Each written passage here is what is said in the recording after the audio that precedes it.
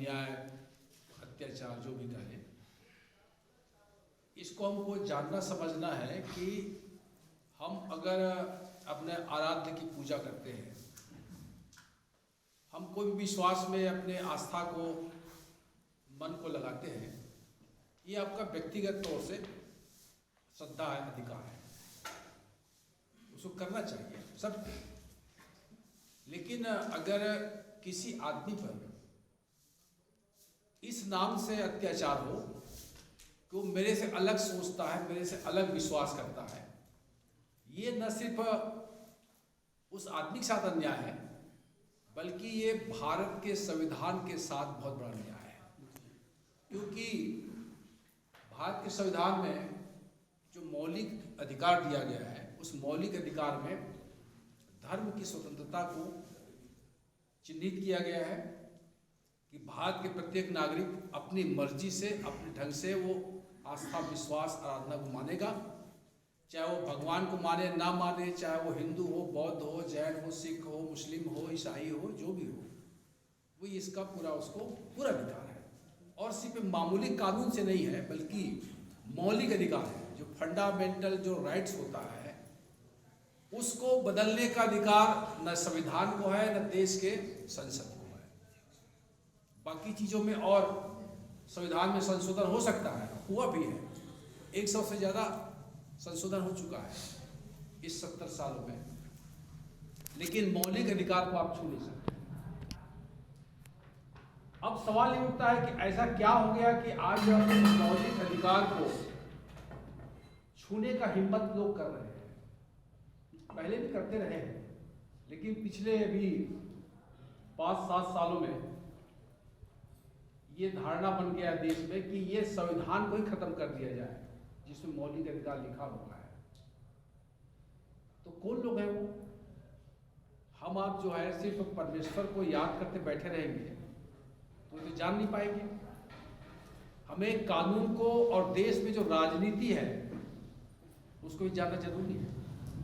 इसीलिए साथियों, मेरा कहना है कि खासकर जो नैना बघेल के साथ में हुआ है, इस मुद्दा को लेकर के हमारी संस्था गुरु घासीदास सेवादार संघ GSS ने मालखरौदा में प्रदर्शन किया था, मेमोरेंडम सौंपा था मुख्यमंत्री के नाम, लेकिन आज तक कोई कार्रवाई नहीं हुई। अब क्यों नहीं हो पाया?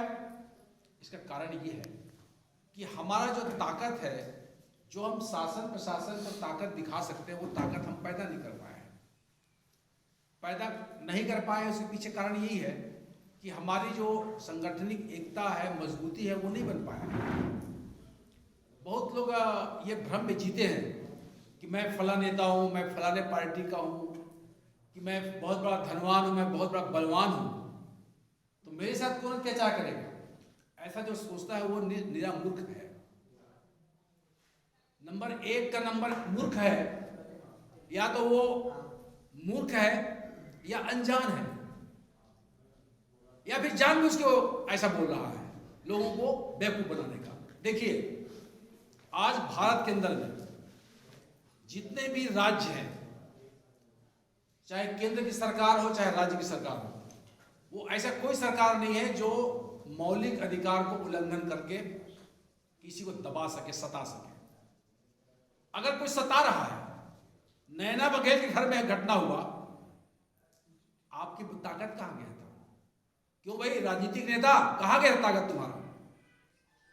इस भाई के यहां घटना हुआ, अभी बताया आपको सामने, 2 महीने से वहां पर पामगढ़ क्षेत्र बताया ना, जयपुर पामगढ़ का होता है।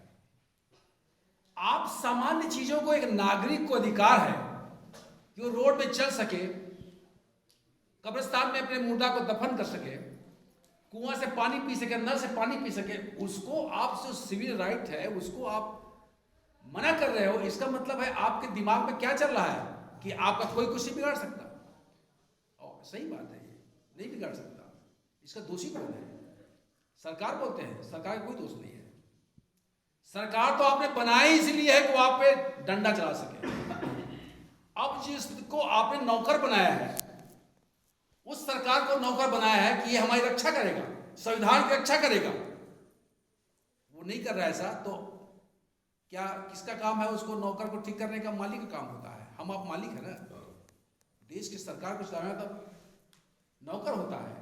हमने उसको बोला है कि देश के संविधान के हिसाब से तुमको काम करना पड़ेगा, नहीं कर रहा है तो अब इसका मतलब है उसका कोई गलती नहीं है, गलती है हमारे में।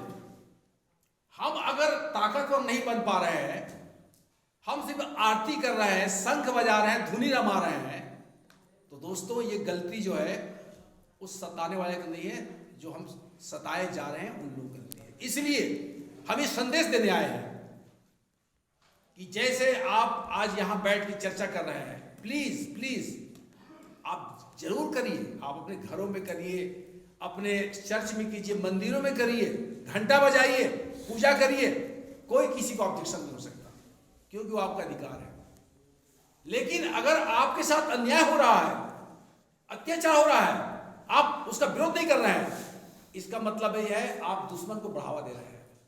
आज नैना बघेल के यहां हुआ है, कल और किसी के यहां होगा। ये ट्रायल हो रहा है, देश में ट्रायल होता है। गुजरात में ट्रायल हुआ, 2002 के दंगे में नरसंहार हुआ मुस्लिमों का, षड्यंत्र किया गया कि ये रेल के डिब्बा को जला दिए मुसलमान लोग। तो आप क्या समझते हैं, ये जितने बैठे हुए हैं पास्टर बने हुए हैं, जो सेवकाई कर रहे हैं, क्या नहीं कहा जा सकता कि ये लोग माल खरीदने में आकर के फला बिल्डिंग को जला दिए, फलाने को मार दिए? कौन सी बड़ी बात है? ये पुलिस उनके हाथ में है, शासन प्रशासन उसके हाथ में है।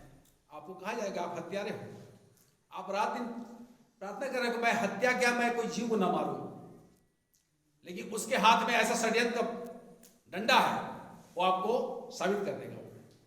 इसलिए आपको तैयार होना पड़ेगा। आप अगर तैयार नहीं होंगे तो कोई रक्षा नहीं कर सकता। ख्याल रखिए, इस दुनिया के अंदर में फासिस्ट का नाम सुने हैं आपने, हिटलर का, मुसोलिनी का नाम सुने हैं, फांसीवादी पार्टी, नाजी पार्टी, उसका मुकाबला किसने किया? क्या किसी नेता ने किया? जी नहीं। उसका मुकाबला इस दुनिया के आम लोगों ने, आम लोगों के सहमति से जो सशस्त्र क्रांति हुआ, सेकेंड वर्ल्ड वॉर में जो परास्त हुआ हिटलर, वो कैसे हो गया? खुद अपने हाथ से अपना आत्महत्या करना पड़ा, ये स्थिति आ गया है हिटलर का। वो स्थिति यहां भी आएगा, लेकिन अगर ऐसा नहीं हुआ तो सीधी बात है, आप अभी आप पास्टर बन करके आप